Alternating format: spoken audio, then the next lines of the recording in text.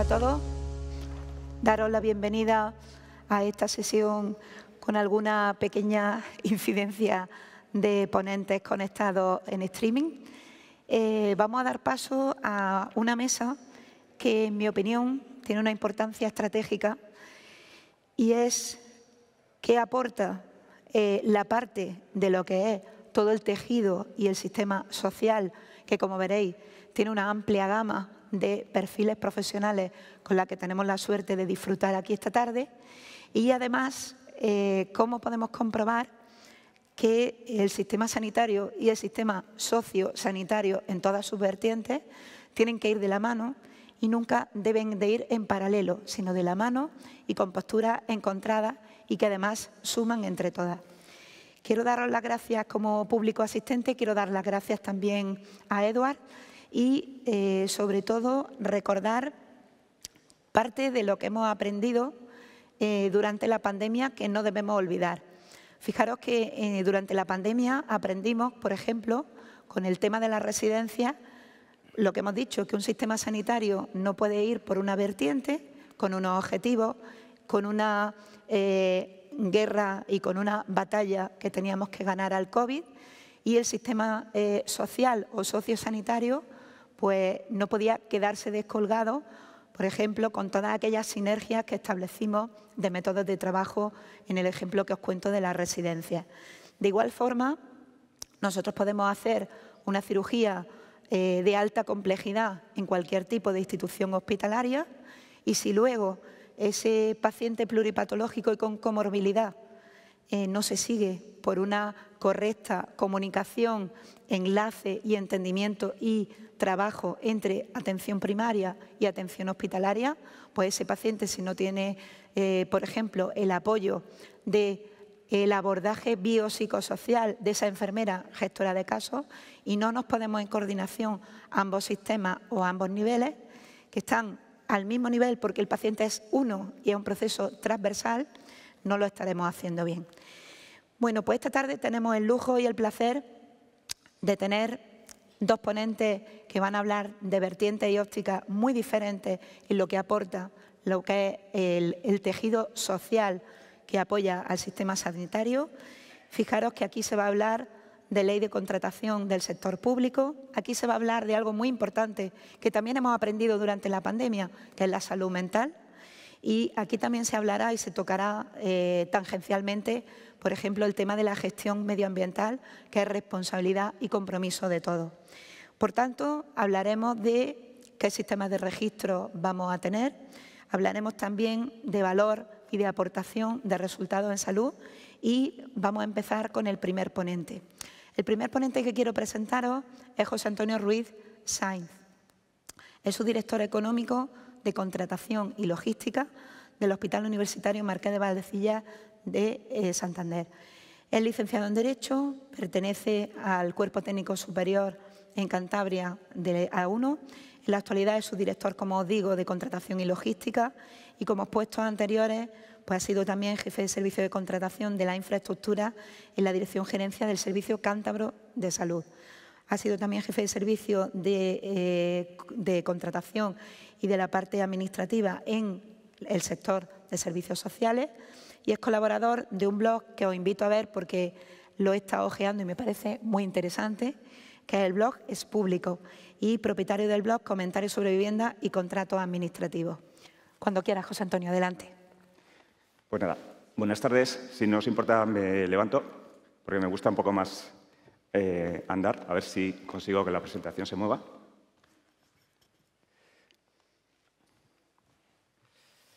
Vale. Bueno, yo os voy a hablar sobre los criterios de calidad en la compra pública para una gestión socialmente responsable. Vamos a hablar de los criterios de calidad y cómo los criterios de calidad o los criterios de adjudicación, mejor dicho, pueden incidir en la adquisición de prestaciones por parte del ámbito sanitario de calidad.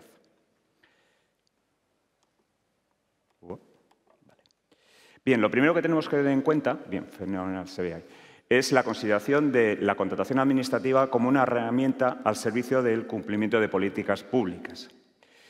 Eso está así establecido tanto por la Directiva Comunitaria como por la Estrategia Nacional de Contratación Pública recientemente publicada, 2023-2026, de la Oficina Independiente de Regulación y Supervisión, la OIRESCON, para los amigos que seguro que conocéis ese nombre ya, ese acrónimo. La cuestión es... Vaya, por Dios. Vale. En ese ámbito, teniendo esa consideración de la contratación como herramienta, abordamos el conocimiento de la Ley de Contratos. En la Ley de Contratos se establecen dos objetivos fundamentales. El primero es la transparencia y el segundo la calidad, adquirir bienes y servicios de calidad. Para ello, la propia ley, en su exposición de motivos, dice que debemos incluir como criterios de adjudicación una serie de consideraciones de tipo cualitativo, medioambiental, social o innovadoras vinculadas al objeto del contrato. Este concepto de vinculadas al objeto del contrato es determinante, como luego analizaré un poquito más adelante. Vaya por Dios. Vale, ¿cómo se busca la calidad a través de los criterios de adjudicación? Lo primero que tenemos que tener en cuenta es que existe un mandato por parte de la Directiva Comunitaria de esa búsqueda de los criterios de calidad. Ese mandato se traslada, tiene consecuencias, por tanto, en la Ley de Contratos del Sector Público, en la Ley 9/2017, en el artículo 145, cuando establece la obligación de establecer criterios de adjudicación que busquen la mejor relación calidad-precio. ¿Y cómo buscamos esa relación calidad-precio? La podemos buscar o bien a través de la utilización de criterios de adjudicación basados en juicios de valor, es decir, lo que todos habitualmente conocemos como criterios subjetivos, o bien a través de fórmulas. Porque es posible buscar la calidad a través de una fórmula matemática. Todos conocemos que en una descripción, por ejemplo, de un ecógrafo, es posible valorar, por ejemplo, su capacidad de magnificación. Y eso es posible establecerlo a través de una fórmula matemática. La cuestión es cómo, en determinadas prestaciones de ámbito sanitario, con lo que se refiere a actividades, es posible establecer la calidad. Eso es una cuestión pendiente de dilucidar. Para eso, a mi juicio, deberemos acudir al concepto de evidencia científica. Ese concepto lo que va a permitir es saber si una determinada prestación que nosotros estamos adquiriendo, por ejemplo, puede ser un suministro, como los dos ejemplos que os estoy planteando ahí, ha tenido una evidencia anterior que nos dé una cierta tranquilidad en su utilización. En este caso, os estoy sugiriendo las adquisiciones de 2 contratos de suministro de test para detectar sangre oculta en heces. Son 2 contratos en los que, lógicamente, el órgano de contratación lo que pretende es tener una fiabilidad del producto que adquiere. ¿Y cómo lo consigue? Pues lo consigue a través de una evidencia científica que es criterio de adjudicación. Pero junto a esta evidencia científica, junto a estos criterios cualitativos, existen otro mandato por parte de la Directiva Comunitaria y del artículo 145, que es el tener en cuenta aspectos sociales, aspectos medioambientales, y yo me voy a tratar de circunscribir a los aspectos sociales como criterios de adjudicación. El propio artículo 145, artículo que si queréis leer os puede llevar un par de horas o 3, porque creo que tiene 3 páginas, ¿vale? Pues establece la obligación o el mandato de tener en cuenta como criterios de adjudicación aspectos medioambientales o sociales. Y pone una serie de ejemplos: la inserción sociolaboral de personas con discapacidad, en situación de riesgo de exclusión social, la igualdad de hombres y mujeres, etc. Criterios, como veis, ejemplos a lo que luego nos referiremos. Vale, el problema es que, como antes señalábamos, estos criterios de adjudicación tienen que estar vinculados con el objeto del contrato. Existen situaciones en que un criterio de adjudicación es fácil que esté vinculado con el objeto del contrato. Si nosotros establecemos una característica en el pliego de prescripciones técnicas y luego la oferta del licitador es superior, es fácil detectar que eso es un criterio de adjudicación vinculado con el objeto del contrato. El problema se plantea cuando tenemos en cuenta criterios sociales y medioambientales. ¿Cómo establecemos la vinculación con el objeto del contrato? En principio, cuando apareció la Ley de Contratos del Sector Público, por el año 2017, todos pensamos, los operadores económicos que nos movemos en este ámbito, que se había hecho una interpretación flexible, amplia, generosa de la vinculación entre el criterio de adjudicación y el objeto del contrato. Y para eso nos leíamos el artículo 145 y decíamos, oye, siempre está vinculado el objeto del contrato siempre que el criterio haga referencia a formas de producción, prestación o comercialización socialmente sostenibles y justas. ¿Vale? Es decir, siempre que un criterio de adjudicación suponga una cierta justicia social, pues va a ser admisible. Y por eso nos pareció muy interesante cuando en el año 2018 se licitó una obra por la Agencia Pública de Puertos de Andalucía, que establecía como un criterio de adjudicación valorado, bien es cierto, con solo 5 puntos, la designación de una mujer para el jefe de puesto de obra. Ahí tenéis el titular de un periódico. Bueno, pues parecía que había un planteamiento flexible. Se iban a admitir criterios de adjudicación sociales de forma generosa. Bien, pues nada de nada. Esa no es la situación.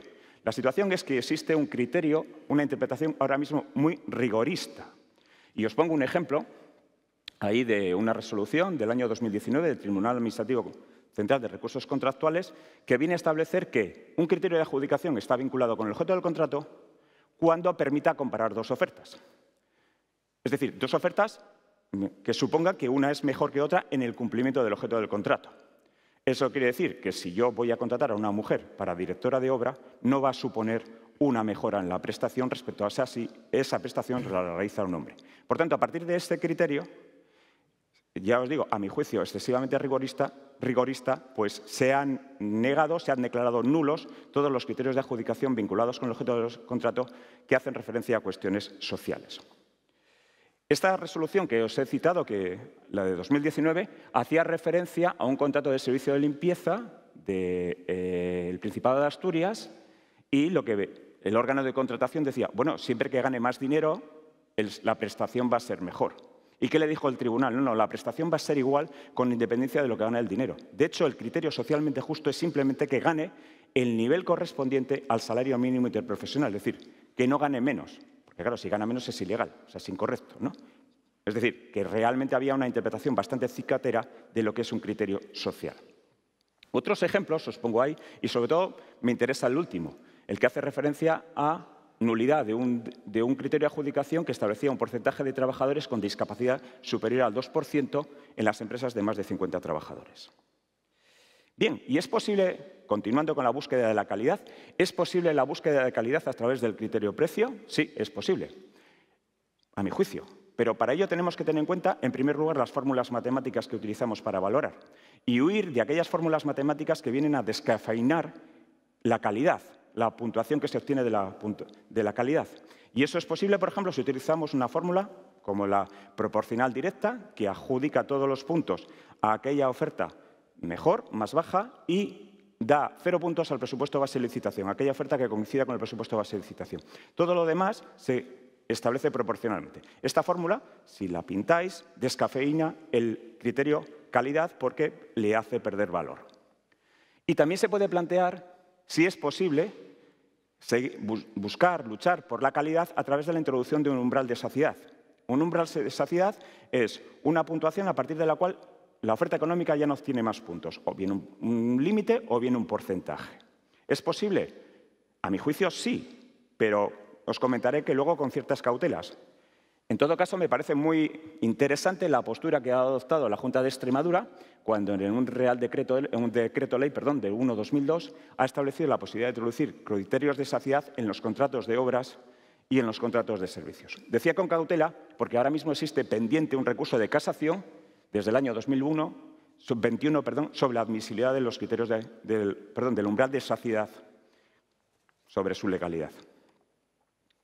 Y llegamos a una parte que me parece súper interesante y por la que debemos luchar mucho, que es la utilización del criterio de calidad vinculado con el ciclo de coste de vida. ¿Qué es el coste de vida? Pues el coste de vida es el cálculo del coste que supone, de los gastos que supone un producto o servicio a lo largo de todas sus etapas de vida. Es decir, no solo en la fase de producción, sino también en la fase de comercialización, pero también en la fase de retirada, en la fase de mantenimiento. Es decir, todos estos gastos forman el criterio, el concepto de coste de ciclo de vida. Vale. Estos costes, cuando nosotros pensamos en la adquisición de un suministro, nos encontramos con costes directos, que es el propio valor del suministro o del servicio, pero también nos encontramos con costes indirectos que hacen referencia, por ejemplo, al coste del mantenimiento o, posteriormente, al coste del reciclado. Vale. Bien. Bueno, pues este coste del ciclo de vida me parece un criterio muy interesante y que debería ser objeto de especial atención. Ahí os coloco la Guía de Contratación Pública de Innovación del Ayuntamiento de Madrid, donde se establece algo muy interesante, que es el valor del coste de adquisición como punto de iceberg, de tal manera que el coste de adquisición es un 20% y el resto de costes, ¿vale?, son costes del ciclo de vida, como la formación, el mantenimiento, consumibles, etcétera.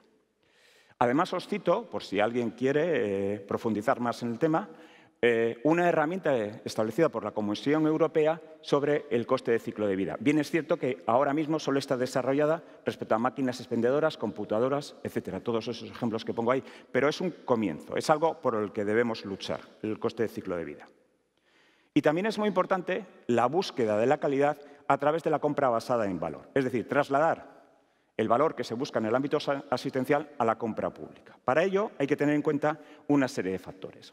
En primer lugar, la eficacia clínica, es decir, la obtención de mejores resultados clínicos, como por ejemplo una menor mortalidad, la experiencia del paciente, por ejemplo, una mejor calidad de vida, la eficiencia funcional, por ejemplo, la reducción de la estancia hospitalaria, un impacto en el sistema de salud, por ejemplo, las mejoras en el flujo de paciente o manejo de la enfermedad, y por último, el acceso a la innovación que se permite, por ejemplo, a través de situaciones como los acuerdos de riesgo compartido. Y pongo un ejemplo, me parece muy bueno, y aprovecho para saludar a Arturo, ¿vale?, que es la licitación del procedimiento abierto suministro agregado de implantes cardíacos en los centros del Instituto Catalano de Salud, en la que se introdujo como criterio de adjudicación la evidencia científica, ¿vale? Es decir, una experiencia, algo que todos los demás órganos de contratación en el ámbito sanitario deberíamos explorar y continuar. Y simplemente acabo con esto, un matiz. Antes os comenté que los criterios de adjudicación se estaba haciendo una interpretación muy cicatera de los criterios de adjudicación en el ámbito social. Bueno, pues esa interpretación cicatera, que sigue manteniéndose, no se hace respecto a las condiciones especiales de ejecución. ¿Qué es una condición especial de ejecución? Una condición que se impone en virtud del pliego de cláusulas administrativas durante la ejecución del contrato. Bueno, pues los tribunales vienen admitiendo las consideraciones sociales como criterios especiales, condiciones especiales de ejecución. Y ahí os pongo un ejemplo. Vamos a hacer solamente una referencia al primer supuesto. El Tribunal Administrativo de Recursos Contractuales admitió, mejor dicho, cuando anuló el criterio de adjudicación referido a un porcentaje de trabajadores con discapacidad superior al 2%, le dijo al órgano de contratación, oiga, como criterio de adjudicación no, pero si usted le impone como condición especial de ejecución es perfectamente legal. Por tanto, desde mi punto de vista, deberíamos de atender a los criterios sociales no como criterios de adjudicación, es decir, siendo consciente que los tribunales nos los están echando abajo, pero sí como condición especial de ejecución. Y con esto, pues nada más. Simplemente acabo comentándoos que, a mi juicio, la búsqueda de la calidad es un mandato de la directiva comunitaria, un mandato de nuestra propia ley de contratos, un mandato que tenemos de la sociedad y un mandato que los órganos de contratación, en la parte que a mí me corresponde, que es la compra pública, es decir, obras, suministros y servicios, debemos velar porque estos sean de calidad. Y nada más, buenas tardes y muchas gracias.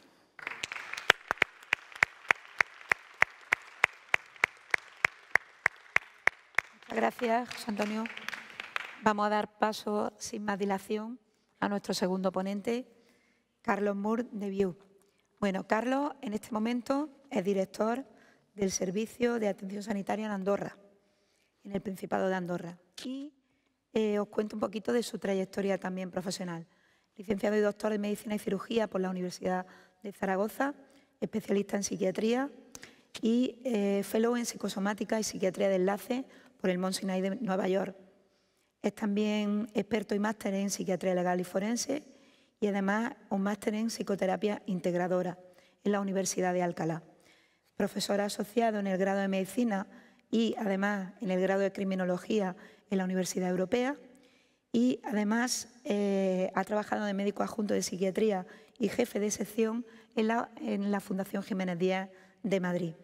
También tuvo una etapa como director gerente en el Instituto Psiquiátrico de Leganés, también como director gerente en el Hospital Universitario de Fuenlabrada y además coordinador científico de la Estrategia de Salud Mental en el Sistema Sanitario de Salud a nivel nacional, con el Ministerio de Sanidad y colaboraciones con la Comunidad de Madrid. Además, es académico en la Real Academia de Medicina de Zaragoza desde el año 2014. Además, es presidente de la Sociedad Española de Medicina Psicosomática entre el 2016 y el 2018 y vocal de la Junta Directiva Nacional de SEDISA desde el año 2016. Con todo ello, también ha sido colaborador con la Universidad Internacional de Cataluña y, como os digo, desde enero del 2022, el responsable de la atención sanitaria en lo que se refiere a la salud mental en Andorra. Adelante, Carlos, cuando quieras. Bien, muchísimas gracias, María Ángeles, por la amable presentación. Muchísimas gracias a todos y a todas por la presencia, porque realmente tiene mucho mérito con esta temperatura que gozamos en Las Palmas de Gran Canaria, que a las 5:30 estemos aquí para hablar de gestión sanitaria basada en valor. Pero intentaremos hacerlo lo más o menos posible y también intentaré ponerle fácil a nuestra moderadora que me quite el uso de la palabra cuando me haya pasado el tiempo, cosa que no es fácil a un psiquiatra actualmente en ejercicio, también debemos decirlo. Indudablemente, llevamos muchos congresos nacionales de hospitales hablando de este concepto. Medicina basada en valor, gestión basada en valor, el profesionalismo y las competencias profesionales para que realmente la aplicación de la gestión basada en valor y no tanto en procesos sea una realidad. Y la pregunta que nos podríamos hacer todos es, ¿cuánto hemos avanzado? ¿Cuánto hemos avanzado desde que esto se planteó en 2015 en Alicante, en 2017 en Sevilla, en 2019 en Santiago de Compostela, en 2021 en Málaga?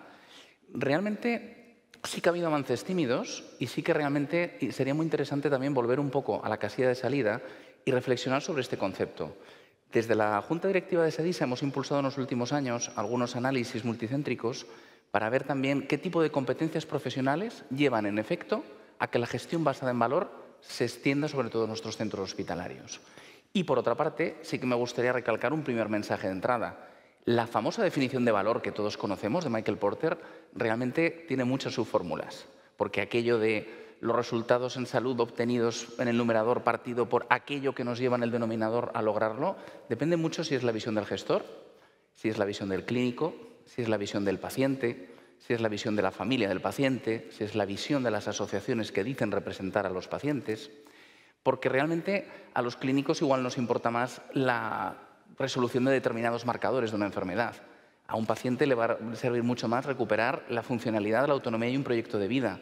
Al gestor económico y el subdirector financiero de compras que tengamos en el hospital le va a parecer mucho más necesario el aquilatar a lo que es la compra directa y lograr un acuerdo de volumen y precio lo más ventajoso posible. Pero lo que tenemos claro además es que si hay algo por lo cual tenemos que luchar para extender la atención y la gestión basada en valor, es porque la situación actual nos obliga a ello. No solo por los pacientes a los que nos debemos, sino por un hecho que me gustaría recordar. Entro con un segundo mensaje muy claro. Actualmente, en los países de la OCDE, entre el 17 y el 20% del presupuesto anual de un hospital se dedica a cuestiones que aportan poco o nada a nuestros pacientes. Ni en el proceso diagnóstico, ni en el proceso terapéutico, ni en el proceso de cuidados. Y voy más allá. Es como si realmente, y visualicemos, el 20% del presupuesto de un gran hospital, estaríamos hablando de unos 150 millones de euros en un hospital terciario complejo, se tirara directamente a la basura el 1 de enero de cada ejercicio presupuestario. No solo esto, la duplicidad o triplicidad de servicios, la realización de pruebas innecesarias, suponen un riesgo para la seguridad del paciente que después no se cuantifica, pero que también supone un gasto indirecto. ¿Y por qué? ¿Por qué malgastamos tanto? ¿Por qué somos tan ineficientes? Probablemente por una medicina y una atención sanitaria parcelada en silos y porque no hemos aprendido todavía que el proceso es importante, el resultado también, pero que el valor y las soluciones que aporta cualquier cuestión es mucho más importante. Realmente, el waste, concepto muy extendido, viene por los efectos adversos, que añade hasta un 17% al coste de la sanidad en los centros hospitalarios. Viene por la enorme variabilidad en la práctica clínica. Pongo un ejemplo que a mí me parece absolutamente salvaje en el National Health Service. La variación entre la indicación de intervención para modificar una prótesis de rodilla puede llegar hasta 5 veces más en según qué hospitales. Hasta el 50% de las prescripciones de antimicrobianos y antibióticos son innecesarias. Voy más allá. En el 2050 la principal causa de mortalidad en nuestro planeta serán las resistencias antimicrobianas.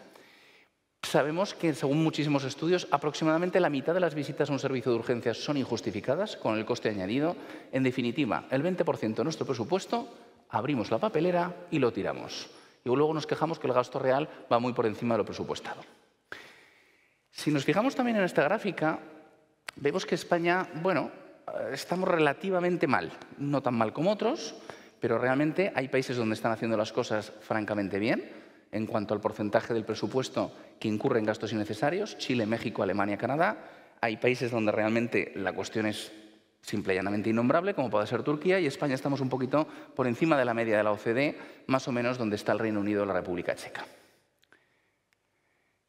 Y con esta situación, realmente, ¿cómo nos resituamos? ¿Cómo llevamos al terreno la teoría? ¿Cómo la gestión basada en valor puede llegar a ello?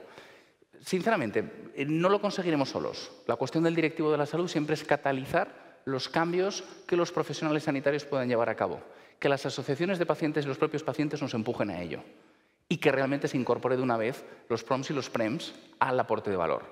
Pero, por supuesto, comprender beneficios, daños y costes de cada una de las intervenciones. El paso segundo, lógicamente, sería disminuir esas intervenciones que son perjudiciales.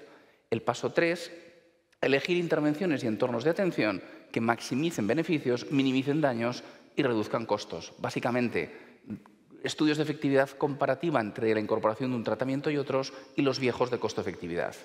El paso 4, que es donde realmente se está viendo mucho el tema, incorporar o personalizar un plan de atención con el paciente, toma de decisiones compartidas. Y el último paso, yo lo he definido siempre como identificar oportunidades a nivel del sistema para mejorar resultados, minimizar daños y reducir el famoso waste. Esta última razón quizás fue la principal motivación de SEDISA para montar su observatorio de gestión sanitaria basada en valor y el pilar de resultados en salud que tengo el honor de coordinar. Al final, el benchmarking, el aprender lo que hace el vecino, muy probablemente nos va a implementar a todos y generar una cultura de valor en red. El desarrollo de cadenas de valor de los distintos procesos clínicos, sobre todo en la enfermedad crónica compleja, en las degenerativas, es lo que nos garantiza la eficiencia. No olvidemos un dato. Hace 70 años o 60 años, los sistemas públicos de salud tipo Belvedere, Gran Bretaña, Canadá, Irlanda, España, el 80% del coste se iba a los procesos agudos. Ahora es exactamente al revés. El 80% a la cronicidad, el 20% a los procesos agudos. No solo es un imperativo ético para los profesionales clínicos, que al final también somos parte muy corresponsable de toda la incurrencia en el gasto. Es un paso imperativo para la organización globalmente. Y una cuestión que realmente sí que ha aportado valor, acabar con los silos, con las organizaciones jerárquicas de los distintos servicios médicos, la gestión compartimentada y pasar a la gestión por procesos y de cadenas de valor, midiendo la variabilidad clínica también en uso de la equidad, tener puntos de referencia siempre con la evidencia científica, compartir, publicar, generar unos sistemas de información que nos permitan en las cadenas de valor y los resultados. Y por último, el paciente, siempre el paciente. Porque la frase más manida probablemente que todos hemos aprendido es aquello de que el paciente es el centro del sistema. Bueno, quizás la teoría sí, la realidad probablemente no. En definitivo, José Antonio ha hablado un poco también de ello, si no utilizamos las herramientas que tenemos, las centrales de compras, la compra de un medicamento innovador por resultados y por valor, si no tenemos plantillas de tamaño en los hospitales basadas en portfolios adaptados a las necesidades de cada área de salud, según competencias profesionales, si no contamos con planes de eficiencia energética en los centros sanitarios, teniendo en cuenta el coste del suministro actual y la inflación de las materias primas, y sobre todo y ante todo, si no implementamos estrategias de no hacer, el don't do, y no reducimos lo superfluo de la actividad clínica en todos los centros sanitarios, no podemos redistribuir ese coste absolutamente ineficiente en cuestiones que sí que aportan valor y que sí que merecen ser financiadas. Y un dato fundamental, ¿qué tipo de competencias o qué tipo de profesionales de la gestión necesitamos para que el valor se extienda por todos nuestros centros sanitarios? Probablemente las características del liderazgo transformacional. Ya en el año 2006, hubo un estudio muy interesante en Gran Bretaña que hablaba que el liderazgo transformacional de las direcciones de enfermería contribuía a reducir las tasas de mortalidad a 30 días en hospitales. Y por distintas causas o AGRDs tan frecuentes en mortalidad como podía ser el tromboembolismo pulmonar o el infarto agudo de miocardio. Y realmente, hace aproximadamente 4 o 5 años, la International Hospital Federation, la Asociación Europea de Directores de Hospitales, y entre las distintas asociaciones nacionales SEDISA, participamos en una encuesta que rellenamos aproximadamente 7.200 directivos de todo el continente para valorar qué tipo de competencias profesionales eran necesarias en los tiempos actuales, con la incertidumbre que llevamos a cuestas, para lograr una gestión basada en valor. Las que generaron más consenso eran justamente estas. Aquellas personas que sean buenas comunicadoras, que sepan comunicar a su gente qué esperan de ellos, las distintas prioridades de la organización a nivel interno y a nivel externo. Aquellas personas que tengan capacidad analítica, que promuevan soluciones y que fomenten la toma de decisiones a las personas del entorno. Aquellos directivos que creen un clima organizacional basado en la confianza, en la transparencia y enfocada a una mejora del servicio, porque al final somos empresas, somos organizaciones que generan un servicio. Aquellos que conozcan supuestos, valores y, ante todo, fortalezas y limitaciones. Que tengamos claro siempre que no haremos nada solos y jamás haremos algo en contra de los profesionales. Que existe una alta conducta ética, un compromiso con la transparencia y un compromiso con la rendición de cuentas, un cumplimiento de las leyes, parece obvio. Y luego la política de los datos, usar datos conjuntos para evaluar el desempeño, establecer incentivos, objetivos, monitorear indicadores y tendencias y determinar si se cumplen dichos objetivos. Y, por supuesto, los requisitos de privacidad y seguridad aplicables. Con todo ello, en el albur de la pandemia, en la primavera de 2021, en SEDISA planificamos el Observatorio de la Gestión Basada en Valor. Sobre todo con 3 objetivos básicos y con 2 o 4 funciones que sí que me gustaría presentar brevemente. Ante todo y sobre todo, tengamos en cuenta que si no conocemos las distintas iniciativas atomizadas que se van tomando cuerpo en los distintos centros hospitalarios, difícilmente lograremos un cambio de cultura. Y muchas veces el cambio de cultura viene dado por la necesidad de la misma. A mí me gustaría dejar también un mensaje para la esperanza. Si fuimos capaces de cambiar en tan solo 2 o 3 semanas, como un auténtico calcetín, todo hospital en determinadas ciudades para hacer frente a la peor pandemia de los últimos 100 años, si en tan solo 3 semanas fuimos capaces de implementar la telemedicina de una manera en la que hubiéramos tardado probablemente 3 años, realmente necesitaríamos un cambio estructural para adaptarnos a los nuevos tiempos. No solo a los cambios en la demanda, sino a los cambios en las terapéuticas disponibles que ahora tenemos. Porque realmente en los hospitales, José Antonio lo comentaba en su intervención, la ley de contratos del sector público nos tiene que permitir aliarnos para la innovación y tener siempre en cuenta que ya no compramos productos, adquirimos soluciones. Con todo ello, y permítame una presentación más exhaustiva, el Observatorio de SEDISA nace en el año 21 con una idea fundamental, y me toca evidentemente como miembro de la Junta Directiva, intentar el invitar a todos los presentes a que participen en ello, ¿no?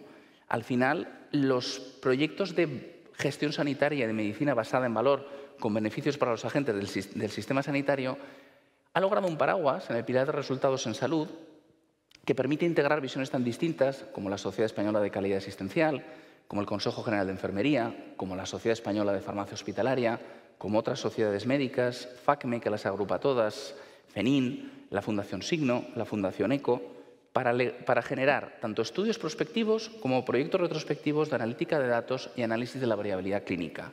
Desde los Clinical Reported Outcomes, los Patient Reported Outcomes, la interoperabilidad de los distintos programas informáticos y el seguimiento detallado de los distintos costes. Al final, lo que en estos momentos estamos haciendo, por poner varios ejemplos, es lograr el reclutamiento de hospitales de forma coordinada con las distintas agrupaciones territoriales que tenemos existentes en SEDISA, el generar marcos de colaboración y distintos protocolos para generar estudios multicéntricos que al final nos permitan compartir entre todos y generar iniciativas que realmente supongan un crecimiento y un ejemplo de la gestión sanitaria basada en valor. Hemos generado planes de innovación y resultados en salud, publicando ejemplos, folletos en un toolkit, se han realizado varias reuniones anuales, contamos con un comité científico que participa de manera colectiva y coordinada y lo que se trata, evidentemente, en este también Congreso Nacional de Hospitales, Congreso Bianual de SEDISA, es maximizar una divulgación científica de los distintos proyectos.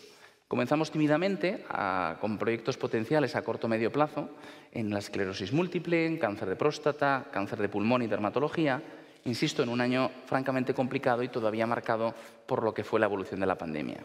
Carlos, los distintos proyectos piloto, por poner un ejemplo al respecto, empezamos con un proyecto que era el VIH Proximity, financiado por Gilead en este caso, para dar respuesta a una necesidad importante, ¿no? Instaurar la atención sanitaria basada en valor y crear una red de hospitales que incorporaran los PROMs en la práctica clínica con el proyecto de, sobre todo, generar la detección de necesidades no cubiertas en pacientes que conviven con el VIH. El VIH, lo mismo que ha sucedido también en el campo de la oncología, ha supuesto una auténtica revolución terapéutica y hemos pasado de una mortalidad elevadísima a un número de personas realmente grande que suponen un efecto de largos supervivientes, hasta una condición crónica que, lógicamente, ha supuesto una enorme variación en el seguimiento, ¿no? Contamos con el Hospital Universitario Puerta de Hierro de Madrid, en ello con el Hospital Universitario 12 de Octubre, también en Madrid, que al final utilizan una plataforma de datos y un distinto protocolo para permitir la comparativa entre dos centros distintos. Otro proyecto que en estos momentos estamos realizando y que merece la pena también es el proyecto Perspectivas, en este caso financiado por Galápagos. Se basa en la creación de un consenso sobre las variables de interés para aplicar el concepto de atención sanitaria basada en valor en un subgrupo de pacientes con artritis reumatoide. Con ello, la plataforma HOPES, que es nuestro socio tecnológico específica de la artritis reumatoide, está permitiendo hacer un análisis retrospectivo para analizar la variabilidad de resultados en la población a lo largo de los últimos 5 años, con los hospitales Virgen del Rocío de Sevilla, el Hospital Universitario Dr. Peset en Valencia, el Hospital de Sagunto, Valencia, el Hospital de Mérida en Extremadura. Y por último, por poner otro ejemplo, que quizás es el ejemplo príncipe de atención sanitaria basada en valor, sería el proyecto Revaluro, en este caso patrocinado por Boston, para llevar un estudio observacional retrospectivo para evaluar los resultados en salud de pacientes con hiperplasia benigna de próstata. En este caso, el análisis de las diferentes vías de tratamiento existente, las intervenciones, en cuanto a impacto sanitario, con variables como la recuperación, las infecciones, los días de hospitalización y el impacto económico, tanto el coste directo como el indirecto de las distintas intervenciones, nos está llevando a una pseudominización y extracción de datos y un análisis de los mismos bastante concluyentes. Evidentemente, en todos estos proyectos siempre hay un encargado del tratamiento de datos, siempre un análisis de la confidencialidad y una anonimización de los mismos. En definitiva, nos queda muchísimo camino por recorrer. Llevamos mucho tiempo hablando de ello, pero si en otros países ha sido posible, fundamentalmente en los países escandinavos, si la participación del paciente se ha incluido con éxito incluso en los consejos de administración de grandes corporaciones hospitalarias, ¿por qué no soñar todos un poco despiertos e intentar que este nuevo modelo de gestión lleve a que el valor con V mayúscula se aplique en nuestras organizaciones? Muchísimas gracias a todos.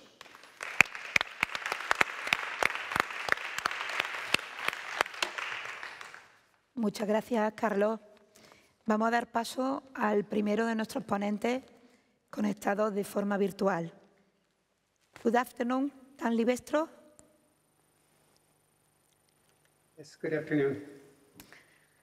Dan Livestro, lo presento, es el autor del informe Gupta, que también os invito a que lo leáis porque tiene informes estratégicos de soluciones estratégicas y operativas para los cuidados de la salud. Vamos a darle paso y ha trabajado en grupos de consultoras de Nueva York en el Boston Consulting y además ha trabajado y ha realizado una formación en MBA en la Universidad de Pensilvania. Dan, we have 10 minutes. Go on. Yes. Here we go.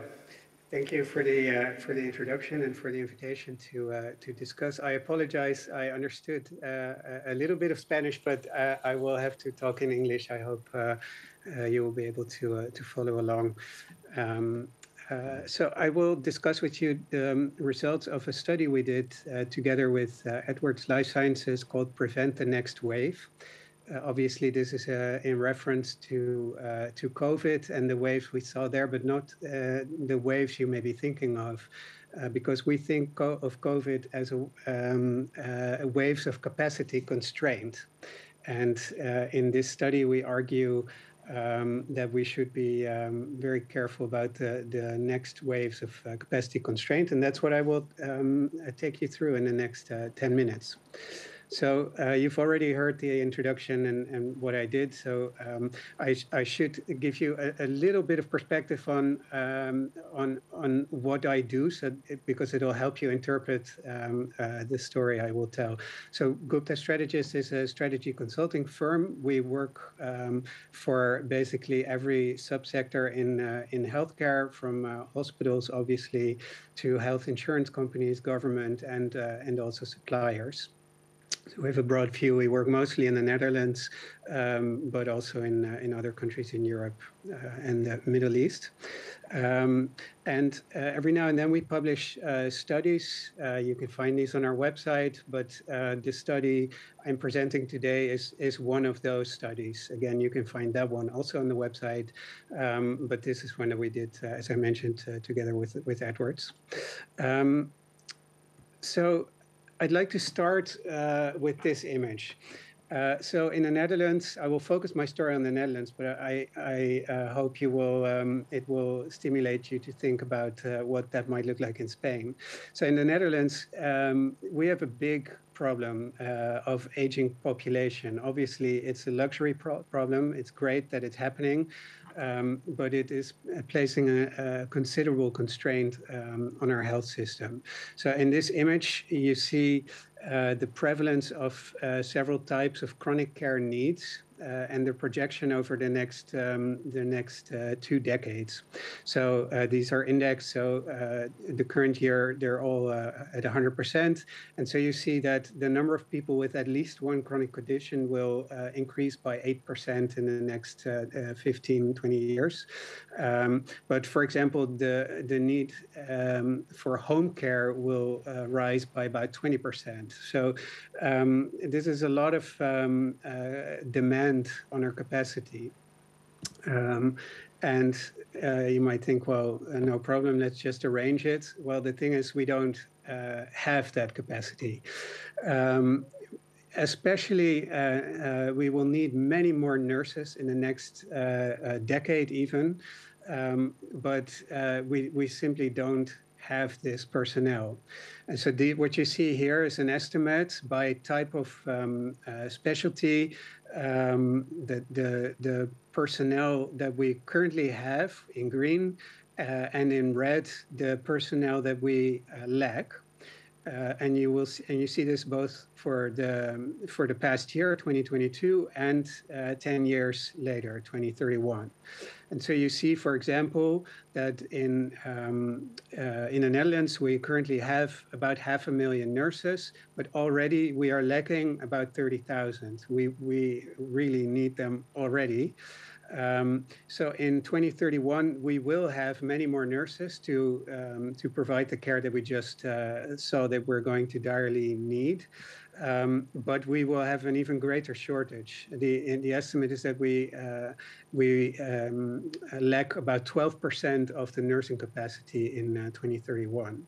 So that's major. And you see this across many different types of capacities. So nurse practitioners, there aren't that many in the Netherlands, but there's definitely a shortage, and the shortage will increase. Mental care is another example where we just have a great shortage in capacity. So this is a major problem. We have a lot of demand coming our way, and we simply cannot handle it, especially from a personnel perspective. So the challenge of our time in terms of healthcare, certainly in the Netherlands and many other countries, I believe, is not so much the cost of healthcare, because that's a choice that you make as a society, but it's simply, can we organize it? Do we have enough people to provide the care that we want? So we've estimated in the Netherlands, we would need about 2 million healthcare workers in 2040. That means that by that time, 1 out of every 4 workers in the Netherlands will have to work in healthcare. And most people that see these statistics think that that's simply unattainable. There's simply too much else that needs to be done in the economy to provide this. So this figure is just an impossibility. So that's what I'm going to talk about. And obviously, I'm not the first person to signal this problem. Over the past decade in the Netherlands, and certainly in many other places, policy has, of course, focused on this ever-increasing demand. So I've just shown some icons here of different initiatives. They may not mean much to you, but basically they focus on either trying to lower demand, So prevention, for example, there's a lot of initiatives in that area. Or try to raise the supply of healthcare workers, more caregivers. Of course, if we can, let's do it. But I've shown you the statistics just now that that's going to be very, very difficult. But there's one topic that is usually ignored, and it's productivity or efficiency. There aren't actually that many initiatives from a national perspective that focus on this. And so efficiency, in my view, and I've talked about this in many places now, and every time it comes up that it's a big taboo in healthcare. It's very difficult to talk about it. Sometimes people feel attacked that they, because it might sound like people are not working hard enough, and that's not at all what this is about. But in fact, there are already many ways to increase productivity and improve quality of care. I've just highlighted a few examples here. So, for example, supporting a general practitioner in triage or diagnosis with the use of big data. It already exists. Monitoring diabetes patients at home using applications, simple applications and sensors. Already exists. It relieves care in the hospital, and it actually improves outcomes, studies show. So technologies like these exist, innovations like these exist, but still, if I bring up this topic, and others do as well, it often turns to that taboo.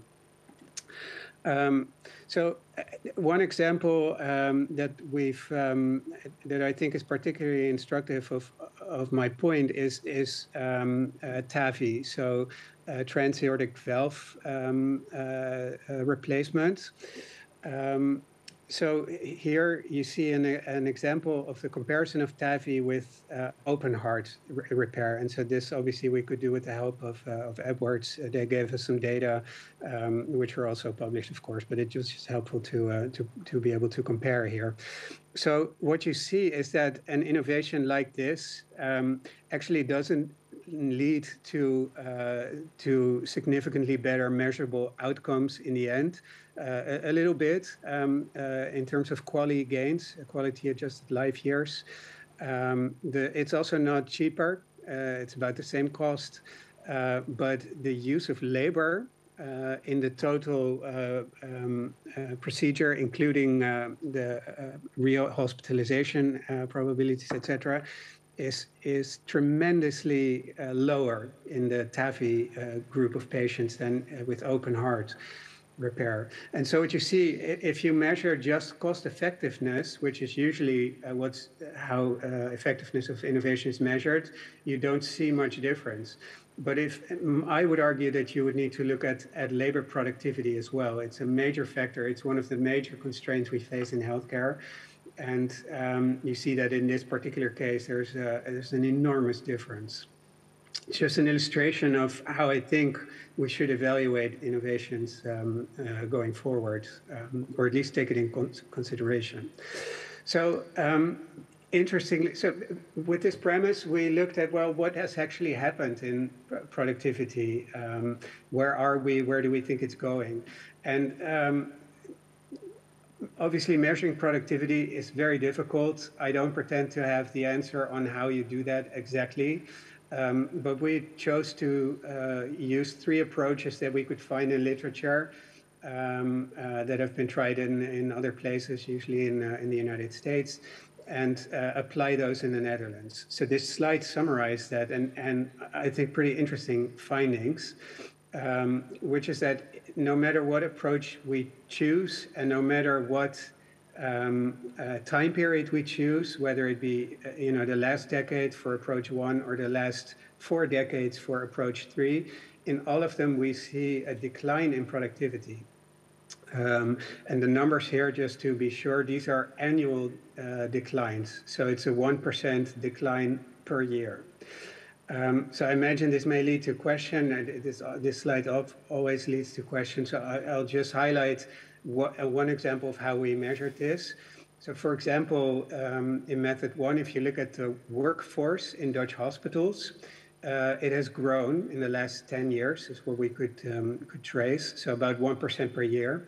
But the production, excuse me, the production in Dutch hospitals has actually declined over that period. So you can measure this in terms of hospitalization days, in terms of first patient contacts, outpatient visits, etc. So if you create a sort of a weighted measure of that, you have production, and it's easily measurable, and it declines. So obviously, if you divide one by the other, you see a declining productivity. I won't go into all of these methods in detail here. I'm happy to chat at some point later. You can find me online. But this should give you an idea of how we looked at this. So the result is pretty shocking, which is that healthcare productivity, at least in the Netherlands, and we believe also in other countries, is declining. So that actually changes the mathematics even worse. So I already mentioned that the share of total workers in 2040 in our current national projections would be 1 in 4 working in healthcare by that time. But actually, if you correct for this declining productivity, and if you assume that that continues, it would actually be 1 in 3. We wouldn't need 2 million people, but 3 million people by that time. So this obviously, it will not happen. We don't have those people. We don't have 2 million people working in healthcare. So we also will not have 3 million people. So what we will experience is constraints. You could also argue the other way around. Well, what if you could focus on productivity? What if it's possible to recover productivity even to the level of what we saw 10 years ago? Then we would need substantially less workers in 2040.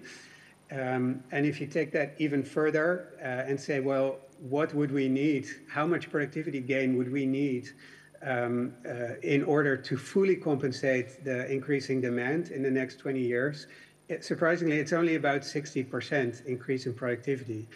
That sounds like a hell of a lot, but the example that we've just heard about TAVI versus open aortic repair, for example, exceeds this 60%. And some of the other examples I've mentioned, for example, the diabetes app, there's also reached these kinds of numbers. So it's a lot.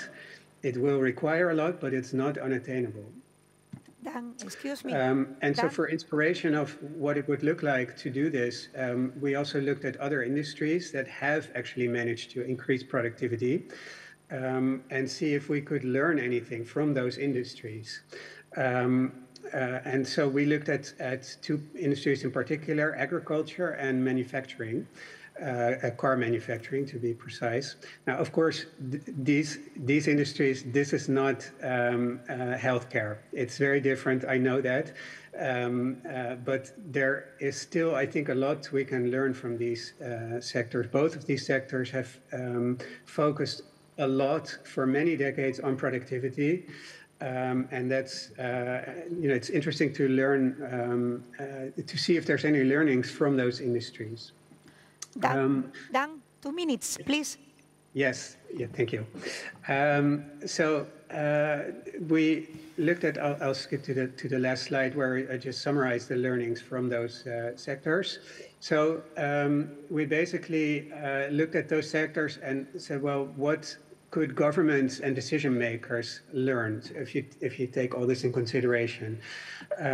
So in my view, I think governments should take the lead on this topic and recognize it as a very important way to tackle the capacity constraint that's coming our way,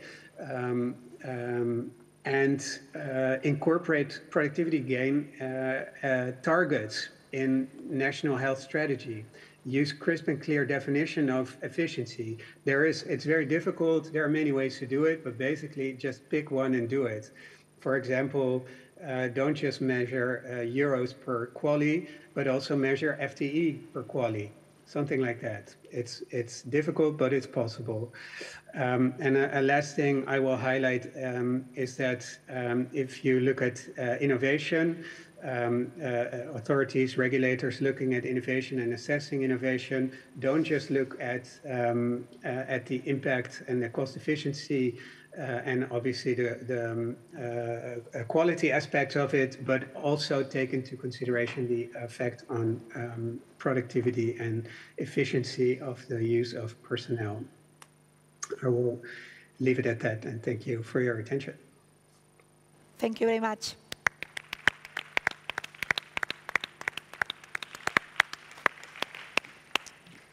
Vamos a dar paso a nuestra cuarta ponente, que también está conectada por virtual, y vamos a dar la bienvenida a la doctora Marta Sitges. Marta, ¿estás conectada? Sí, ¿me oís? Sí. ¿Me veis? Sí, gracias. Muy buenas tardes. Marta, muchas gracias. Marta es directora del Instituto Cardiovascular en el Hospital Clínic de Barcelona, que sabemos también la situación que está pasando estos días, con lo cual doblemente agradecido porque nos acompañe esta tarde. Marta es especialista en cardiología, doctora en medicina, directora del Instituto Cardiovascular del Hospital Clínic de Barcelona, profesora agregada de medicina de la Universidad de Barcelona y presidenta de la Heart Valve Society. Marta, tenemos 10 minutos, cuando quiera, adelante. Muchísimas gracias por la invitación. Siento no poder estar allí presencialmente y afortunadamente hemos podido sobrevivir al ciberataque que tenemos en el hospital y puedo hacer la conexión desde casa. La verdad es que es un placer estar aquí para compartir nuestra experiencia muy inicial en un proyecto que intenta mostrar un ejemplo de cómo la capacidad que puedan tener, como decía el ponente previo, los gobiernos o las entidades, las administraciones reguladoras, intentar promover a través de iniciativas de compra pública innovadora la incorporación de innovación y la incorporación de valor. Y eso es un poquito lo que consiste este proyecto que llamamos MINMEVA, que es el manejo integral, transversal y multidisciplinar de la estenosis valvular aórtica. Vamos a ver si esto pasa. Exacto. Muy bien, la estenosis aórtica es un problema de una de las válvulas del corazón que se diagnostica a partir de los síntomas que presenta el paciente, de la sospecha de un soplo, se confirma con un ecocardiograma y que actualmente, ya hace bastantes años, tiene varias opciones de tratamiento. La cirugía cardíaca convencional, esta famosa TAVI que ha comentado el ponente previo, que se trata de un tratamiento percutáneo a través de un catéter, más simple, pero a lo mejor no siempre con los mismos beneficios, o sí, dependiendo del paciente. Y también existe lo que es el tratamiento médico, que puede ser un tratamiento paliativo, que también debe considerarse, porque esto es una enfermedad que afecta a pacientes de edad avanzada y en ocasiones hay que tener también en cuenta la futilidad de algunas de estas terapias. Por tanto, es una enfermedad que requiere un enfoque multidisciplinar en la que intervienen diferentes actores y lo que ocurre en nuestra realidad, como en muchas otras patologías que seguro ustedes identifican, es que estos pacientes están en todos lados. Están en el ambulatorio, en diferentes especialidades, están en el hospital, están en diferentes hospitales de diferentes niveles.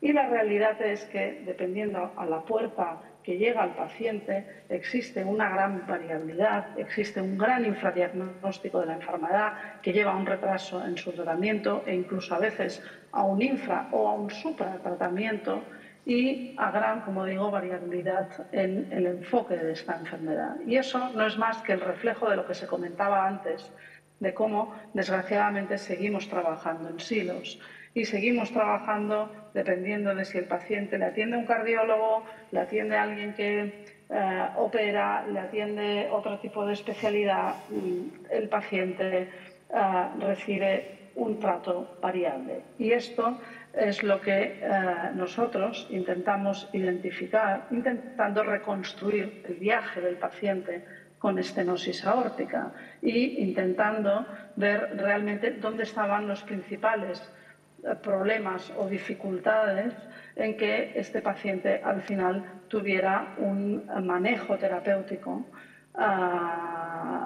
adecuado en cada caso. Y empezamos pues desde el principio, desde donde está el paciente, que en ocasiones está en su casa, en la medicina primaria.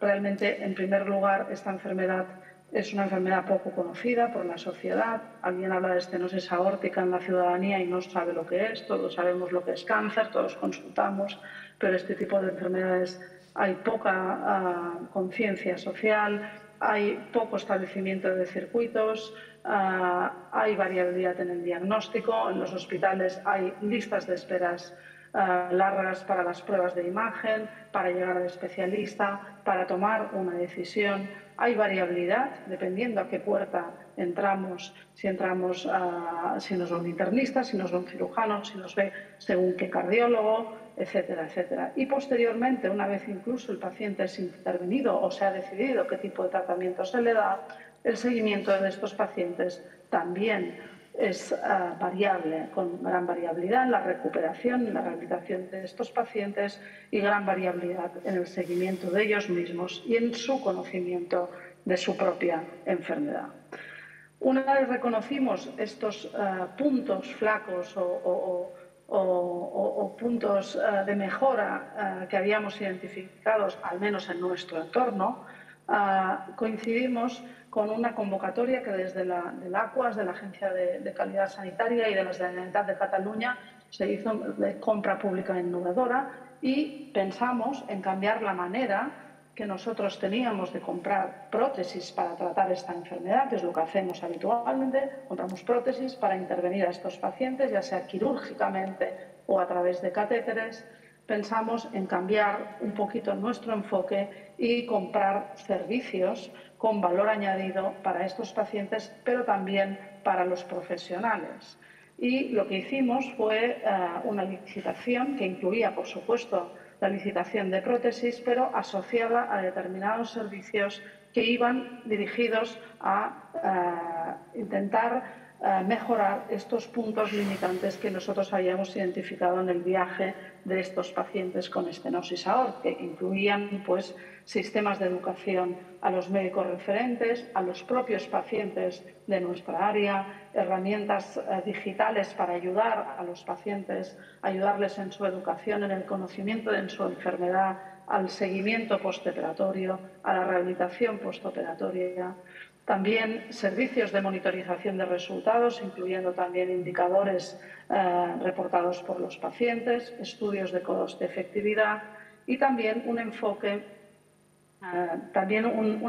de riesgo compartido a la hora del resultado, de los resultados, dependiendo de los resultados, y también una estimación como fase final del proyecto de lo que sería en este proyecto, que no es más que un proyecto piloto, de lo que sería un pago por resultados en nuestra comunidad y en la potencial escalabilidad del enfoque que nosotros proponemos en base a esta enfermedad. Este es un proyecto que estamos aún desarrollando y, por tanto, no tenemos aún resultados definitivos, pero sí que me gustaría compartir algunas de las acciones que hemos desarrollado. Esta licitación se adjudicó ya hace más de 18 meses. Son 2 adjudicatarios que han participado, que participan en el desarrollo del mismo, la empresa Medtronic y la empresa Edwards. Ambas son proveedoras de válvulas, de prótesis para tratar las estenosis aórticas, tanto de un tipo como de otra manera, y también han proveído estos diferentes servicios y han participado junto con una reorganización interna en nuestro hospital y en nuestra área de referencia con las acciones que voy a comentar a continuación. En primer lugar, lo que nosotros hicimos fue construir un equipo de profesionales sanitarios dedicados al tratamiento de la estenosis valvular aórtica. Y ellos, de diferentes especialidades, cardiólogos dedicados a imagen, cirujanos, enfermeras, anestesiólogos, ellos decidieron, en base a las guías de práctica clínica, una serie de criterios para que el paciente ya fuera derivado directamente según unos criterios y que aquellos otros criterios en los que no había un consenso claro fueran discutidos en el equipo. Estos mismos criterios se explicaron a los otros centros de referencia, de manera que toda nuestra área sigue los mismos criterios y el mismo checklist o número de variables mínimas para derivar al paciente a nuestro centro. También en el hospital construimos una puerta de entrada única, de manera que los pacientes con esta enfermedad sean siempre tratados de la misma manera, independientemente de quién los atienda.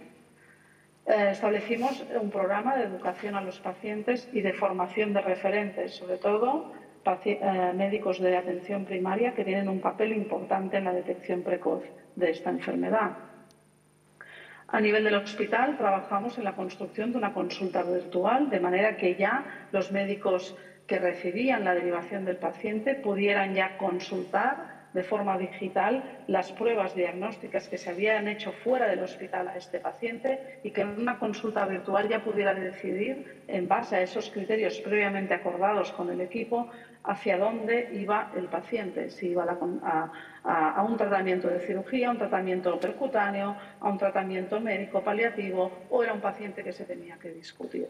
En aquellos casos también creamos una consulta de alta resolución, dotando una consulta del cardiólogo de un ecógrafo, que es la prueba principal diagnóstica que confirma el diagnóstico de estenosis aórtica, para aquellos pacientes que requerían un estudio adicional se pudiera hacer en la misma consulta y acortar tiempos de espera y, sobre todo, el tiempo a la decisión.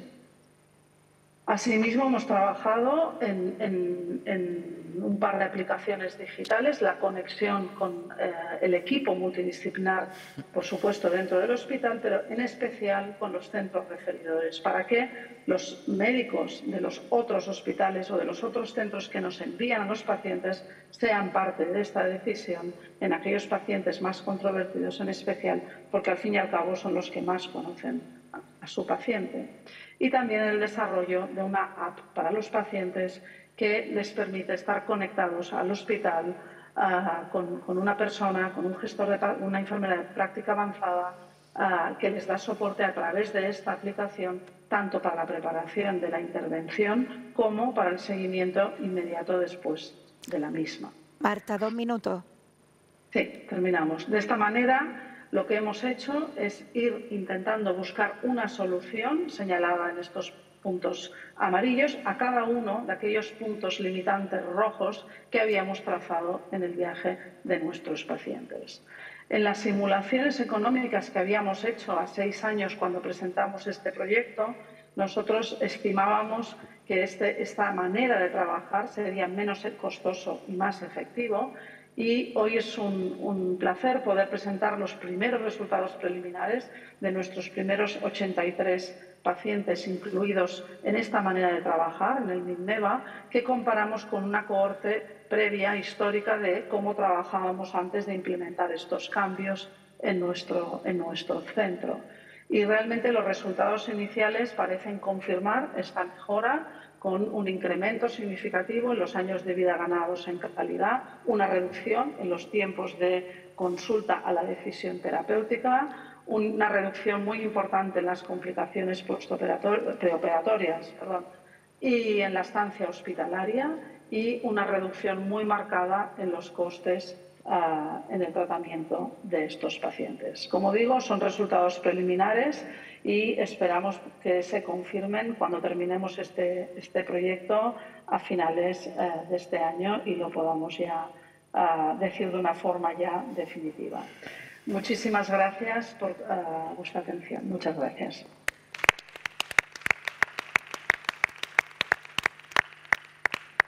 Muchas gracias, Marta. Tengo que deciros que me ha encantado todo lo que aquí he expuesto, porque nosotros los anestesiólogos también trabajamos con sistemas predictivos en quirófano que ya no se compran por el fungible o por solamente un software, sino que nos van dando soluciones inteligentes para anticiparnos en la predicción de lo que es la hipotensión intraoperatoria, que luego además empeora la morbimortalidad de nuestros pacientes. Y tengo que deciros a todos que no quiero quitar tiempo a preguntas del público y vamos justos con los 10 minutos que nos quedan para debate. que a nuestros cargos intermedios le hemos dejado un margen en este año en los objetivos ligados a contrato programa para poner objetivos del not to do, como bien ha dicho Carlos, transfusiones, antibióticos y pruebas diagnósticas innecesarias. Y además también le hemos dado amplio margen para poner objetivos que sean medibles y alcanzables con los PROMs y con los PREMs. O sea que creo que eso es una labor también de equipo directivo para afianzar todas estas estrategias, tanto a nivel estratégico, valga la redundancia, como a nivel operativo. Preguntas del público.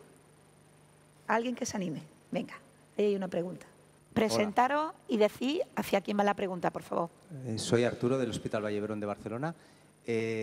Bueno, para todos los ponentes un poco, es un poco una reflexión.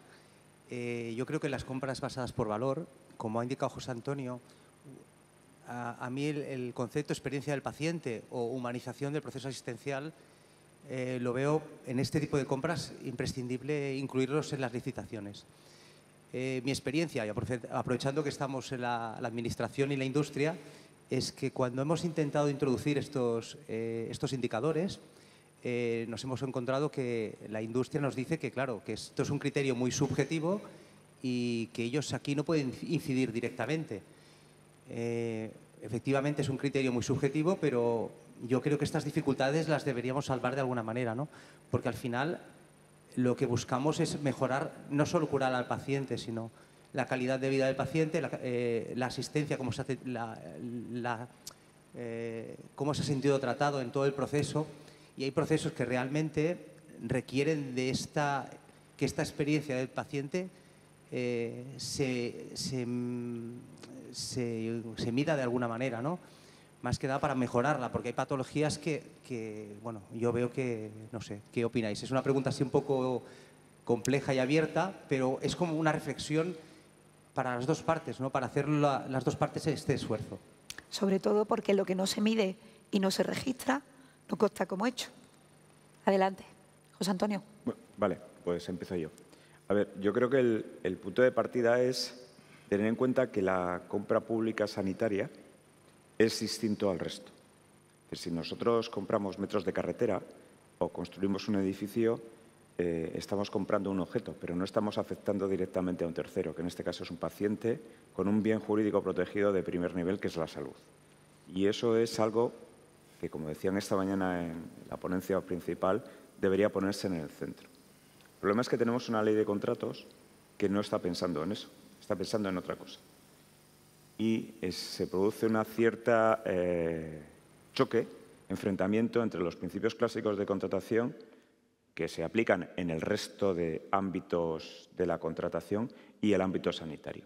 Y eso es algo que a mí me hace una reflexión. Yo llevo aquí en el ámbito sanitario para 4 años. Mi ámbito anterior era el ámbito social. Estoy tocando los servicios sociales. También se afectaba a las personas. Pero yo comencé la contratación en Fomento en Madrid haciendo carreteras. Es decir, no había, desde luego no se le preguntaba a los viajantes y a los viajeros qué opinaban al respecto de las carreteras, ¿no? Entonces hay un elemento ahí que debería hacer pensar a nuestros legisladores que necesitamos un enfoque distinto en la contratación. El cómo es lo difícil. Y ahí lo dejo. Es decir, yo puedo tener mis propias ideas, pero me parece muy complicado y requeriría un consenso por parte de la industria, por parte de la administración, de los órganos de contratación, de los hospitales que nos manejamos en este ámbito, y requeriría un consenso sobre todo también, y más importante, que es por el que tiene el bolígrafo, dicho así vulgarmente, que es nuestro legislador. Y aquí voy a decir algo que es incorrecto, ¿vale? Si la ley de contratos y la normativa en materia de contratos se efectúa por alguien que no está dentro de un hospital o dentro de un ámbito sanitario, no tiene el conocimiento de la situación. Y lo digo yo, que venía de fuera del ámbito sanitario y que he aprendido que las cosas que yo sabía antes, que las tenía clarísimos, luego no son tan ciertas. Lo dejo ahí como reflexión. Muy bien.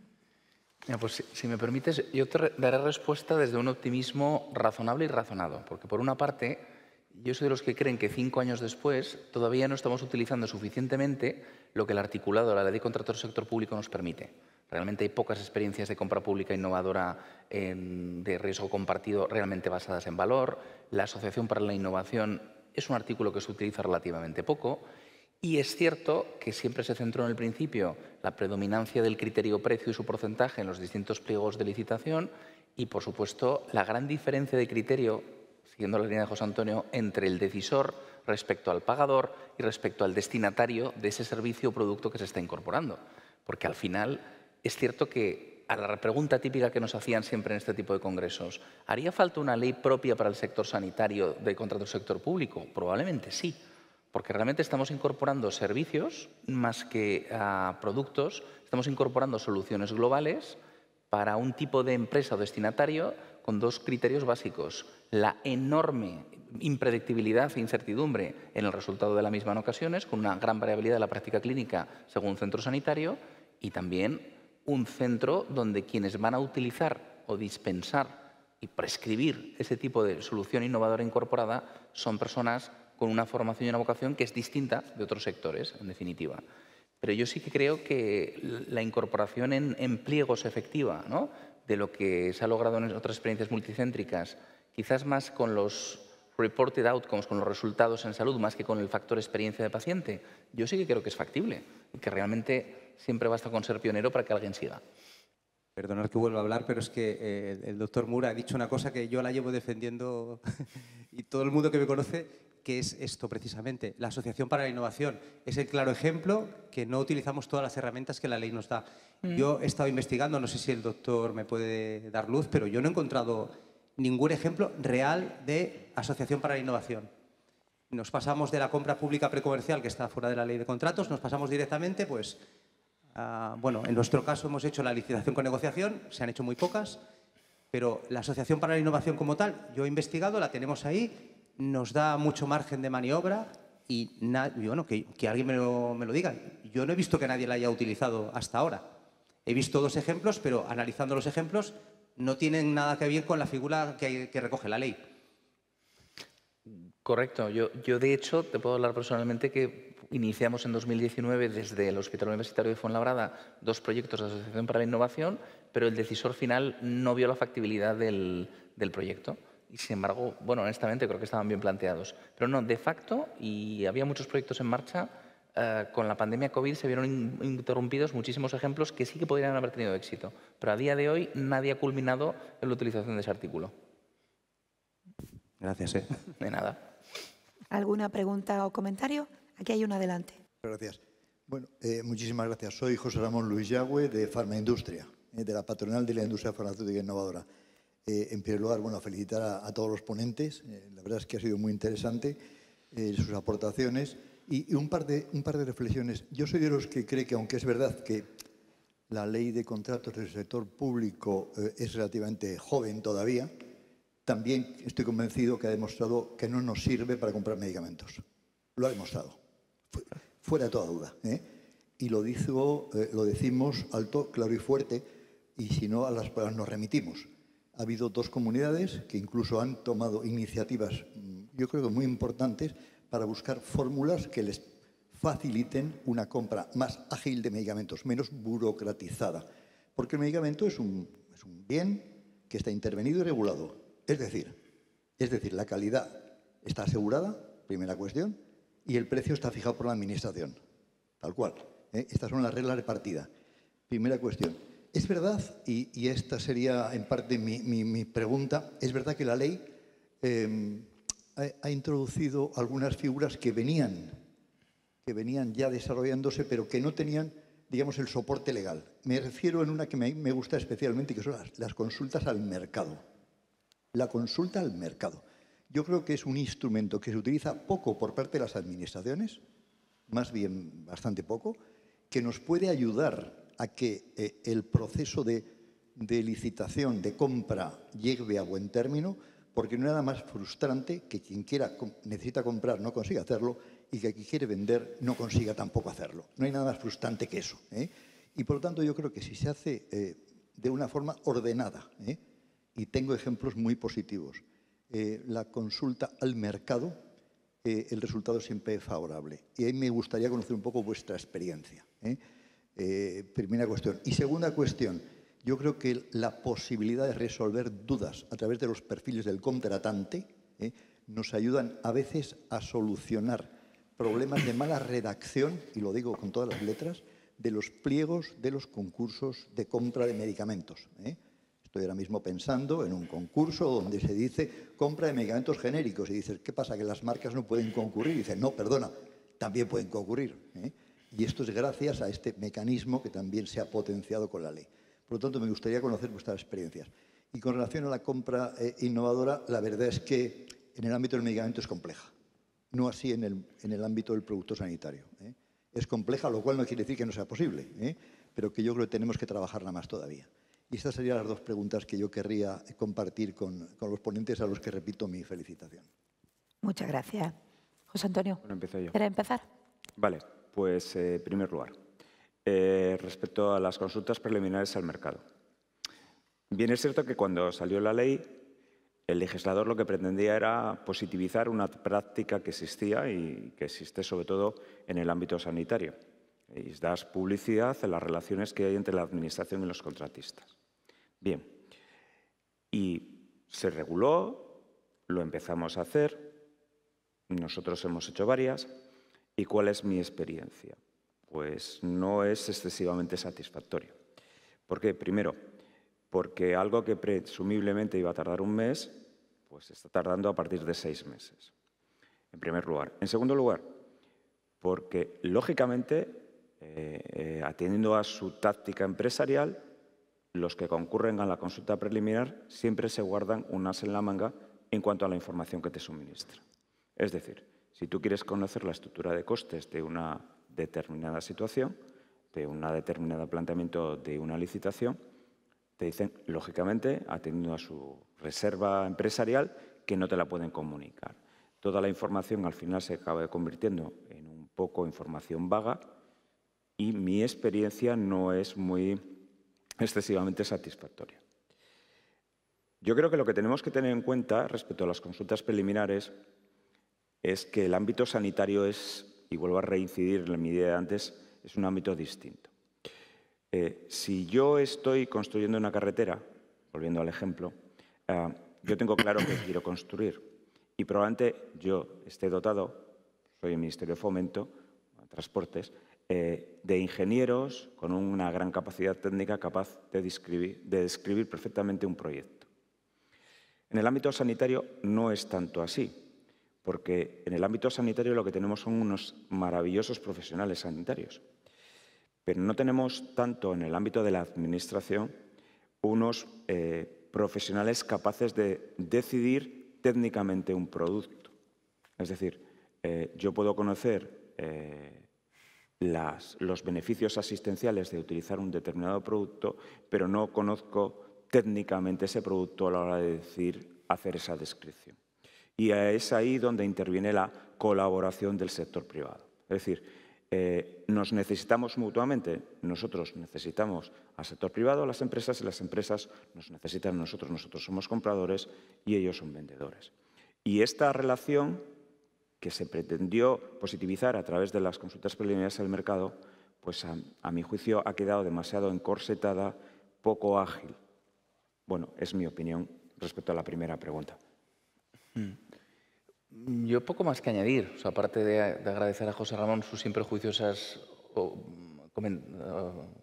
opiniones, porque realmente la ley de contratos del sector público sí que ha dado cabida en parte a la innovación tecnológica, la compra de prótesis, a otro tipo de materiales en nuestros hospitales, pero no ha incluido el enorme caudal de innovación farmacéutica de los últimos 5 años. Indudablemente se ha basado mucho en criterios coste-efectividad, en una relación calidad-precio, y no ha asumido la complejidad de la innovación farmacéutica de los últimos años, lo cual yo creo que nos ha generado a todos una enorme frustración. ¿Por qué? Porque el cambio de la demanda, el incremento de la cronicidad, de la esperanza de vida, del largo superviviente han sido fenómenos que han acontecido a una velocidad de vértigo, vamos, como si fuera, en términos de Fórmula 1, uno de los Red Bull de Verstappen que van a esa velocidad. Los cambios en la innovación farmacéutica han venido a una velocidad también enorme, como podría ser esta Aston Martin, que parece que a Fernando Alonso le va muy bien. Y perdonad por el comentario, pero creo que los cambios legislativos que permiten la inclusión de dicha innovación parecen un Citroën 2 caballos de hace 60 años. Y eso es lo que realmente genera muchísima lástima, porque al final quien padece toda esta falta de cadena de valor es el último destinatario, que es el paciente. Hasta ahí creo que es lo que fundamentalmente tendríamos que decir, ¿no? Y con respecto a la compra pública innovadora, pues creo que 3/4 de lo mismo. Al final se han paralizado muchísimas fórmulas desde los decisores porque no había experiencias previas. Pero tristemente, si nadie arriesga y decide o apuesta por una primera picanflandes, digamos, nunca habrá una segunda y una tercera. Y creo que en ese entorno estábamos justo cuando llegó la pandemia COVID hace 3 años y contribuyó aún más a paralizar todo ello, ¿no? Muy bien. Vamos a ir haciendo frase resumen final, que le voy a pedir a todos los ponentes. Vamos a empezar por Marta. Una frase resumen final de las conclusiones de esta mesa, Marta. Yo un poco yendo a la discusión y lo que ha dicho ahora Carlos Moore, yo diría que queréis poder. Nosotros cuando oímos la palabra compra pública innovadora no sabíamos lo que era. Somos cardiólogos asistenciales, no nos dedicamos a hacer contratos y la verdad es que nos metimos y hay que hacerlo, porque hay que buscar nuevas formas de afrontar lo que nos viene, ¿no? Gracias, Marta. Dan se ha desconectado. Carlos, tu frase resumen. Mi frase resumen es que el cambio cultural organizacional hacia una gestión sanitaria basada en valor es el reflejo al final de la práctica clínica basada en valor que se está realizando. Y si no somos capaces desde el mundo de la gestión de proveer de mejores y más herramientas a los clínicos para hacer su trabajo, jamás resolveremos los desafíos pendientes. José Antonio, tu turno. Pues yo volviendo a un poco a mi exposición, tenemos que abandonar la compra de productos, los tradicionales contratos de suministros, para intentar enfocar los contratos a compra de servicios. Y para eso pues es muy importante, como decía Carlos, intentar arriesgar, y decía la compañera, perdona, arriesgar en el planteamiento. Claro, que como yo responsable de contratación, si soy consciente que un expediente me va a llevar 3 años tramitarlo, y siempre cuento una anécdota, tengo un compañero que se dedica al ámbito urbanístico y siempre dice, bueno, ¿qué estáis? ¿Intentando que los contratos administrativos duren lo mismo que tramitar un plan de ordenación urbana? Pues eso es en lo que estamos. Entonces, deberíamos intentar buscar medidas de agilización para que tramitar un contrato no sea como un noviazgo, es decir, no sea más de 1 año, ¿vale? Vale, ya me salió el chiste. Muy bueno. Yo creo que el noviazgo es más divertido, ¿eh? Bueno, también es cierto. Bueno, tiene sus cosas, ¿eh? Bueno, pues muchísimas gracias a todos. Pediros perdón y disculpas por el estado de mis cuerdas vocales. He aguantado al final del día. Y daros las gracias y sobre todo felicitar a los ponentes por el alto nivel y la producción que ha habido aquí esta tarde. Muchísimas gracias a todos.